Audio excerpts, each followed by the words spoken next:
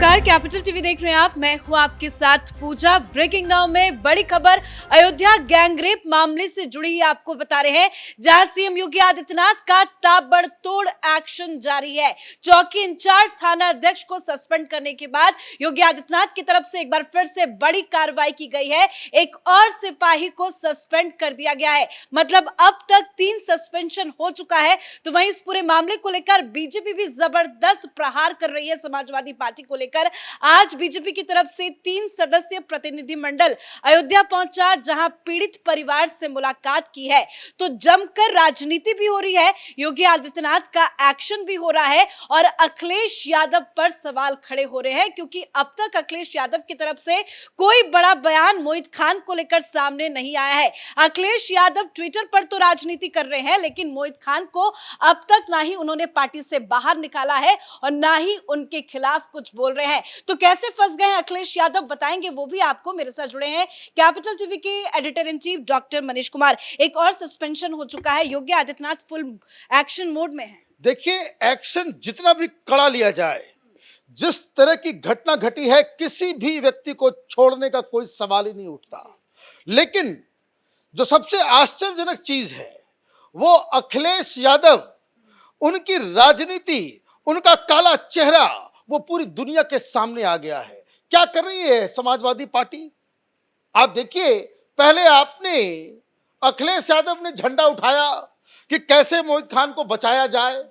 क्यों बचाया जा रहा है? क्योंकि अब तो ये साफ साफ दिख रहा है कि लोकसभा चुनाव के दौरान ये अवधेश प्रसाद, जो फैजाबाद का एमपी है और इस तरह के व्यक्ति के साथ घूम रहा है, जहां जहां प्रचार के लिए वो गया, मोहित खान को साथ में लेकर के घूमता रहा, ताकि मुस्लिम वोट बैंक जो है वो इनके साथ रहे। मतलब समाजवादी पार्टी के लिए वो बड़ा एसेट है।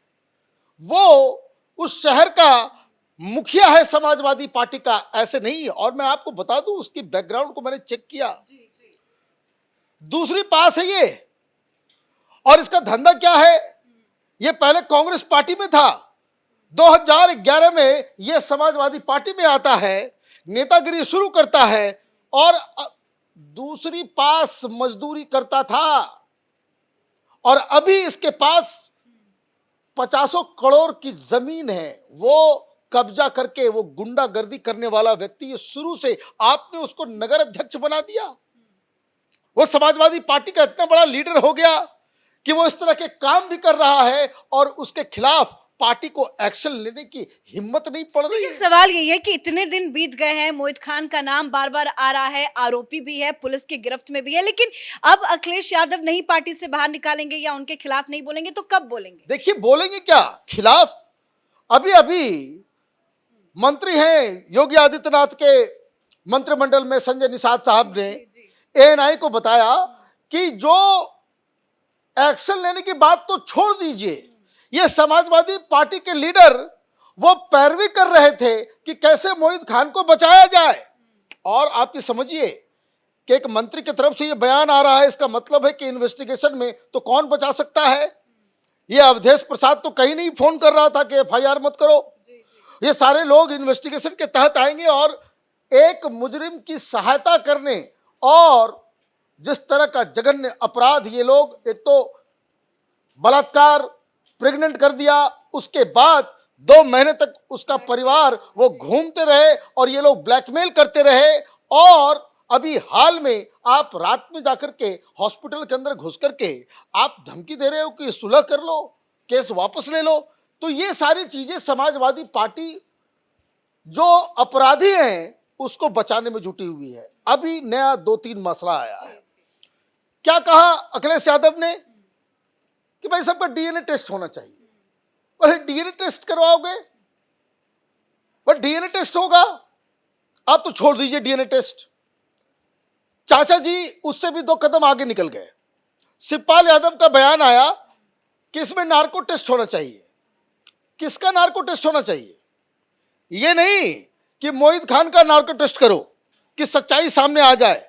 वो ये कह रहे हैं कि बीजेपी वालों का नार्को टेस्ट होना चाहिए। बताइए, इसका मतलब है कि समाजवादी पार्टी खुल्लम खुल्ला सामने आ गई। एक अबू आजमी है, उसका बयान आ रहा है, वो ये कह रहे कि देखिए इस तरह के केस में राजनीति हो रही है। सो ऐसा लग रहा है कि बच्ची के ऊपर जबरदस्ती उनको सिखा पढ़ा करके उस तरह का बयान दिलवाया जा रहा है। इससे इससे ज्यादा शर्मनाक कोई बयान हो सकता है? लड़की हॉस्पिटल में है, मेडिकली प्रूवन हो चुका है कि किस तरह से अन्याय उसके साथ हुआ है, और ये समाजवादी पार्टी के लोग एक एक करके आ रहे हैं और एक से एक अनर्गल प्रलाप कर रहे हैं। कोई कुछ कर नहीं रहा है, कोई कुछ बोल, एक भी व्यक्ति, भाई कहाँ है भाई? अखिलेश यादव की पत्नी भी तो सांसद है, वो जाकर के मिल नहीं सकती, एक बयान नहीं दे सकती? ये प्रियंका वाड्रा लड़की हूं, लड़ सकती हूं, अभी सारे लोग, अभी ये मोहित खान नहीं होता, नाम के आगे खान नहीं लगा हुआ होता, और जो विक्टिम है वो सारा इक्वेशन राजनीतिक की दृष्टि से वो उल्टा होता, कोई बीजेपी का लीडर होता मोहित खान की जगह, अभी सारी मीडिया के ऊपर पूरा काम छोड़ के ये सारे लोग अयोध्या से, प्रियंका वाड्रा ही नहीं, विपक्षी गठबंधन से किसी भी बड़े नेता का कोई बयान इस पूरी घटना पर नहीं आया। वो इसलिए नहीं आ रहा है, आप इस चीज को समझिए कि बहुत बड़ी परेशानी में है ये लोग, और इन लोगों की घटिया राजनीति का जो है पर्दाफाश हो रहा है। अभी वहां पे चुनाव होंगे, ये अवधेश प्रसाद जो एमएलए है, एमएलए से एमपी बना, उसकी सीट खाली हो गई है। वहां अगर अखिलेश यादव की प्रतिष्ठा लगी हुई है, बीजेपी हार जाएगी कोई बात नहीं, क्योंकि वो तो ऑलरेडी अखिलेश यादव के पास वो सीट थी, लेकिन अगर अखिलेश यादव वहां से हार जाते हैं, समाजवादी पार्टी हार जाती है, तो घोर बेइज्जती हो जाएगी। ये जो सारा जो अभी दिमाग जो सातवें आसमान पे है, हम जीत गए, हम जीत गए, हम जीत गए, वो तो सीधे सीधे जमीन दो हो जाएगा। और जीतने के लिए क्या जरूरी है? जीतने के लिए मुस्लिम वोट जरूरी है, और मुस्लिम वोट दिलाएगा कौन? तो ये रेपिस्ट दिलाएगा, ये बलात्कारी दिलाएगा, और ये बलात्कारी अगर इसके ऊपर अगर आपको कार्रवाई कर दोगे तो मुसलमान नाराज हो जाएंगे, आप चुनाव हार जाओगे, आपकी राजनीति एक्सपोज हो तो जाएगी। एक तरफ, दूसरी तरफ ये भी सवाल खड़े हो रहे हैं कि अगर जीत गए, इतनी ज्यादा जो ये लोग खबर फैला रहे हैं कि बीजेपी का जो है इमेज खराब हो गया है, तो अब तक तो अयोध्या भी नहीं गए, क्योंकि जब से ये मामला सामने आया है, अब वहां के साधु संत भी कह रहे हैं कि ना राहुल गांधी आए माथा टेकने राम के दरबार पे, नहीं अखिलेश यादव अभी तक आए। भाई वो राम के दरबार पे वैसे भी नहीं जाएंगे। ये क्या लग रहा है कि आप अचानक से कबीरदास की उल्टी वाणी बरसे कंबल भीगे पानी, ये लोग वहां जाएंगे? वो लोग नहीं जाएंगे। रीजन, इनकी राजनीति बिल्कुल ही एक उस अलग रास्ते पे निकल चुकी है। ये हिंदुओं को जोड़ने, हिंदुओं को तोड़ करके चुनाव जीतने के फॉर्मूले पे काम करते हैं, तो इसलिए ये कोई अपेक्षा भी कर रहा है कि वो लोग अयोध्या के मंदिर जाएंगे, अरे इनकी सरकार आएगी तो वहां पे बुलडोजर चलाएंगे ये लोग। ये कहाँ है लोग जो ये सपना संयोगे बैठे हुए हैं कि अयोध्या से जीत गए तो ये लोग अयोध्या जाएंगे, वहां पे पानी डालेंगे, वहां पे पूजा पाठ करेंगे? ये लोग तो वो हैं जिनके लीडर्स बाकायदा अपने कैंपेन के दौरान ये कह रहे थे कि हमारी सरकार आ जाए तो ये जो मोदी ने जो बनाया है मंदिर अयोध्या में, उसके ऊपर बुलडोजर चलाएंगे। लेकिन बुलडोजर कहाँ चल रहा है? बुलडोजर चल रहा है इस पापी के कुकर्मों के ऊपर।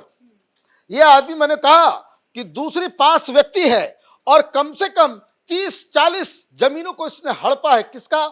दलितों का। और बताया जा रहा है कि जो अवैध और जमीनें हैं उसे निशाना बना के उस पे भी आगे कार्रवाई होगी, बुलडोजर चलेगा। बिल्कुल बुलडोजर चलना चाहिए। और मैं आपको बता दूं, अभी थोड़ी देर पहले मायावती ने भी प्रेस कॉन्फ्रेंस किया, और मायावती ने साफ साफ कहा कि मोहित खान के घर पे जो बुलडोजर चल रहा है वो बिल्कुल सही चल रहा है। मतलब आप देखिए how Akhilesh Yadav has been put in a corner.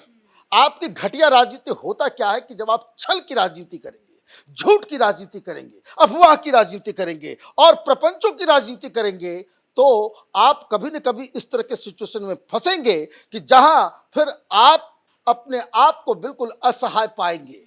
आपको राजनीति करनी है तो कम से कम उस बच्ची को तो छोड़ दो। आपको राजनीति करनी है, कम से कम बलात्कारी को बलात्कारी तो कहो। अगर आपको राजनीति करनी है, लेकिन इनको करना क्या है? इनको अफवाह की राजनीति करनी है। कोई मोराल बचा नहीं राहुल गांधी के पास, ना अखिलेश यादव के पास।